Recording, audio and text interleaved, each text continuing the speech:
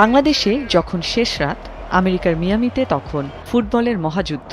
FIFA বিশ্বকাপে group পর্বের শেষ ম্যাচে মাঠে নামছে 5 বারের বিশ্ব চ্যাম্পিয়ন ব্রাজিল, প্রতিপক্ষ লড়াকু স্কটল্যান্ড।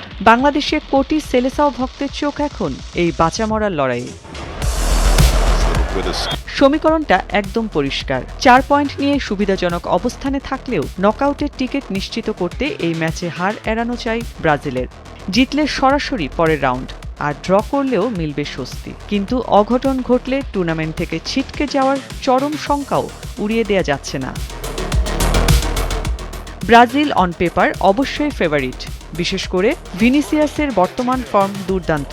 তবে স্কটল্যান্ড ডিফেন্সিভলি খুব নিরেট ফুটবল খেলে। ব্রাজিল যদি প্রথমার্ধে ব্রেক থ্রু না পায়, তবে ম্যাচ যত গড়াবে চাপ তত বাড়বে। বিশেষজ্ঞদের মতে ম্যাচটি 2-0 ব্যবধানে ব্রাজিলের পক্ষে যেতে পারে।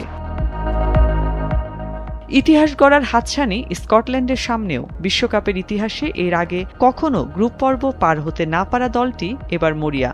তাই তো লো ব্লক ডিফেন্সে ব্রাজিলকে আটকে কাউন্টার অ্যাটাকে কাঁপন ধরাতে চায় তারা। তবে ফুটবল পণ্ডিত ও ভবিষ্যৎবাণী করা কৃত্রিম বুদ্ধিমত্তার ডেটা বলছে এই ম্যাচে ব্রাজিলের জয়ের সম্ভাবনা প্রায় 70%।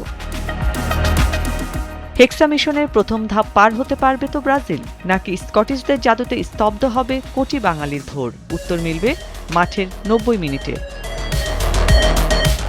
অর্ণব নাসির, ভোরের কাগজ।